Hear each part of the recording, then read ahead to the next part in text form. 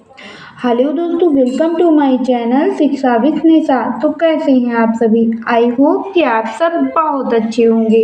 तो दोस्तों, आज की इस वीडियो में हम आपको इन बिना पूर्ण वर्ग यानी नॉन परफेक्ट स्क्वायर नंबर का वर्गमूल ज्ञात करना ट्रिक के साथ बताएंगे। तो सबसे पहले यहाँ जान लेना यह जरूरी हो जाता है कि पूर्ण वर्ग यानी परफेक्ट स्क्वायर नंबर कौन से होते हैं। तो जैसे हम यहाँ बात करें रूट के अंदर 9 की, तो यह एक परफेक्ट स्क्वायर नंबर है क्योंकि 3 तिया 9 होगा और एक 3 निकल कर आ जाएगा बाहर। इसी प्रकार यदि रूट के अंदर 16 की बात करें तो ये भी एक परफेक्ट स्क्वायर नंबर है क्योंकि 4 चक्कू 16 होगा और एक 4 निकल कर आ जाएगा बाहर। लेकिन अब यहाँ यदि हम बात करें रूट के अंदर 14 की, तो यह एक नॉन परफेक्ट स्क्वायर नंबर यानी कि बिना पूर्ण वर्ग संख्या है। तो इसका वर्गमूल आप कैसे ज्ञात करेंगे? तो दोस्तों, इसका वर्गमूल हम आपको मात्र सेकेंडों में ट्रिक के साथ ज्ञात करना सिखाएंगे। तो दोस्तों, यदि आप चैनल पर नए हैं तो चैनल को सब्सक्राइब कर लें और बेल आइकन को प्रेस कर लें ताकि हम जो भी वीडियो अपलोड करें वह आप तक तुरंत पहुंचे।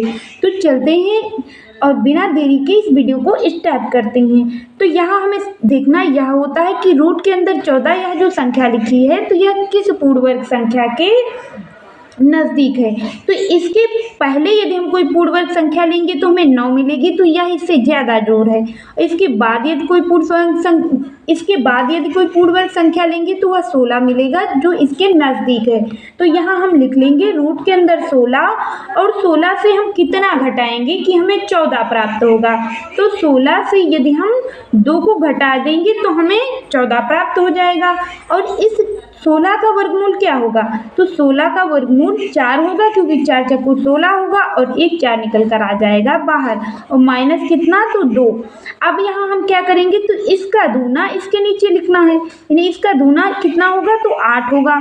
अब इसे हम घटा देंगे तो 4 8 होगा 32 और 32 से ये 2 को घटाएंगे तो हमें कितना प्राप्त होगा? तो यह प्राप्त होगा 30 और 30 को हम भाग कर देंगे 8 से। तो 30 को यहाँ भाग कर देंगे हम 8 से, तो 8 तिया हो जाएगा 24। तो यहाँ लिख देंगे 24 और घटाएंगे तो यहाँ बचेगा 6। पॉइंट लगाएंगे, यहाँ 0 बढ़ाएंगे। 8 सत्ते होगा 56, तो यहाँ हम 56 लिखेंगे और घटा देंगे, घटाएंगे तो यहाँ बचेगा 4। अब यहाँ दोबारा 0 बढ़ाएंगे और 8 पंचे हो जाएगा 40।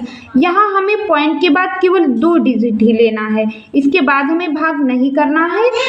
तो यहाँ इसका वर्गमूल हमें प्राप्त हो जाएगा 3.75। इस प्रकार हम बिना पूर्ण वर्ग संख्या यानी नॉन परफेक्ट स्क्वायर नंबर का वर्गमूल ज्ञात कर सकते हैं।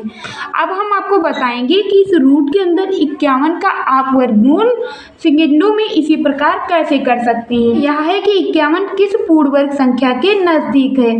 तो इसके यदि हम कोई नज़दीक पूर्ण वर्ग संख्या देखेंगे तो 7 7 49, यानी यहाँ हमें 49 मिलेगी। 49 में कितना जोड़ेंगे तो हमें 51 मिलेगा।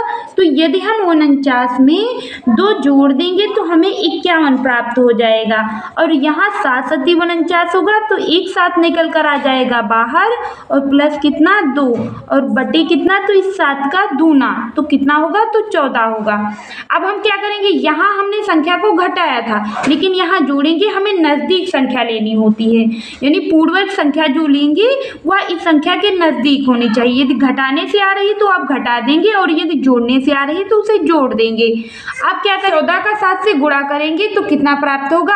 98 हमें प्राप्त हो जाएगा और 2 जोड़ेंगे तो हमें प्राप्त हो जाएगा 100 और बटे कितना? तो 14।